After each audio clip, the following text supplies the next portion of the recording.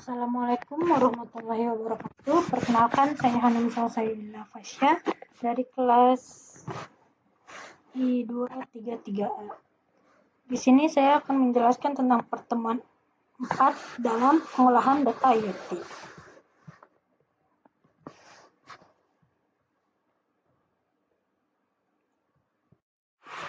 Apa sih peran IoT dalam pengolahan data? Yaitu IoT memberikan kontribusi besar dalam pengumpulan, pemrosesan, dan analisis data secara cepat dan akurat, memungkinkan pengambilan keputusan yang lebih baik. Proses pengolahan data IoT. Yang pertama, pengumpulan data, yaitu perangkat sensor mengumpulkan data dari lingkungan. Yang kedua, pengiriman data. Data dikirim melalui jaringan ke server dan platform. Ketiga, pengolahan data. Data diolah untuk mendapatkan wawasan berarti. Yang keempat, analisis data.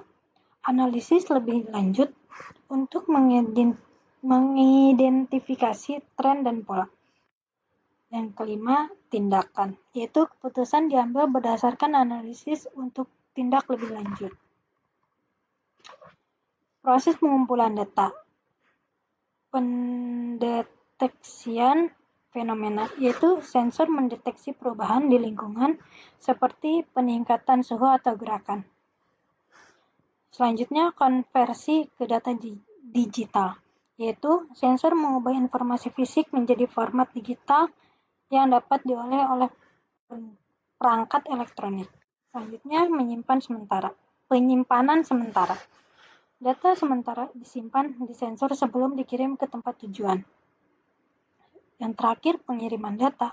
Data dikirim melalui jaringan kabel atau nirkabel ke server atau platform untuk analisis lebih lanjut. Apa sih tantangan dalam pengumpulan data?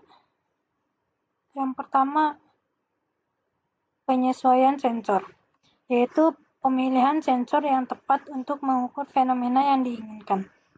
Yang kedua, akurasi data, yaitu memastikan data yang dikumpulkan akurat dan sesuai dengan kebutuhan. Yang ketiga, ketersediaan energi, yaitu beberapa sensor bergantung pada daya baterai atau energi lainnya.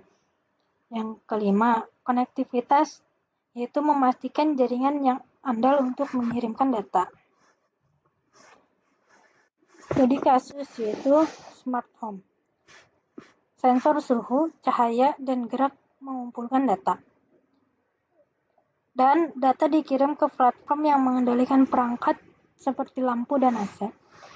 Analisis datanya yaitu mengidentifikasi pola penggunaan untuk efisiensi energi. Pengiriman data. Apa sih pengiriman data? Dalam konteks Internet of Things atau IoT, pengiriman data adalah langkah krusial setelah pengumpulan data. Data yang dikumpulkan oleh perangkat sensor harus dikirim dari lingkungan fisik ke platform atau server yang akan melakukan analisis dan pengolahan lebih lanjut. Mari kita jelajah lebih lanjut mengenai proses pengiriman data dalam ekosistem IoT. Proses pengiriman data. Yang pertama, mengumpulkan data pemrosesan. Data dikumpulkan oleh sensor, diubah menjadi format digital, dan disimpan sementara. Yang kedua, koneksi jaringan. Data perlu dikirim melalui jaringan, baik itu jaringan kabel atau nirkabel, seperti Wi-Fi, 4G atau 5G, atau jaringan seluler. Yang ketiga, protokol pengiriman. Data diatur dan dienkripsi menggunakan protokol komunikasi yang aman seperti MQTT atau HTTP atau COAP. Yang keempat, server atau platform. Data tiba di server atau platform yang akan menganalisis pengolah dan menyimpannya.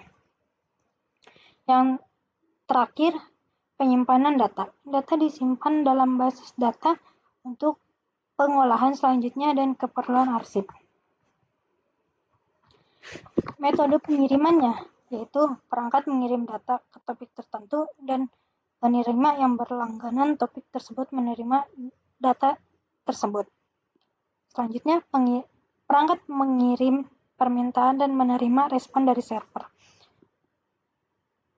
Data dikumpulkan dan dikirimkan dalam batch atau efisiensi, dan yang terakhir, data penting atau krisis bisa memiliki prioritas lebih tinggi dalam pengiriman. Pengolahan data dalam IoT.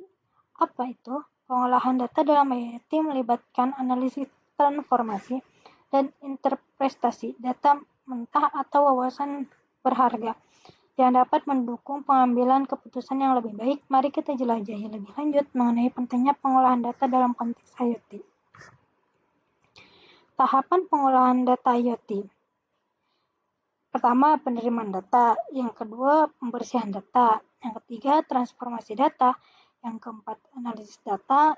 Yang kelima, visualisasi data. Dan yang terakhir, interpretasi dan keputusan. Teknik pengolahan data IoT. Yang pertama, analisis deskriptif. Apa itu? Meringkas dan menggambarkan karakteristik data secara statistik. Yang kedua, analisis pemetaan. Apa itu? Menggunakan data geospasial untuk memahami lokasi dan perubahan di wilayah tertentu.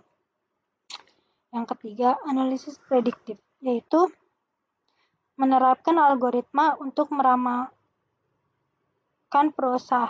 perubahan masa depan berdasarkan tren historis. Yang keempat, analisis pemrosesan sinyal, yaitu menggunakan teknik pemrosesan sinyal untuk memahami data dalam domain frekuensi dan waktu. Yang terakhir, machine learning, yaitu menggunakan algoritma pembelajaran mesin untuk mengidentifikasi pola kompleks dan tren yang tidak terlihat.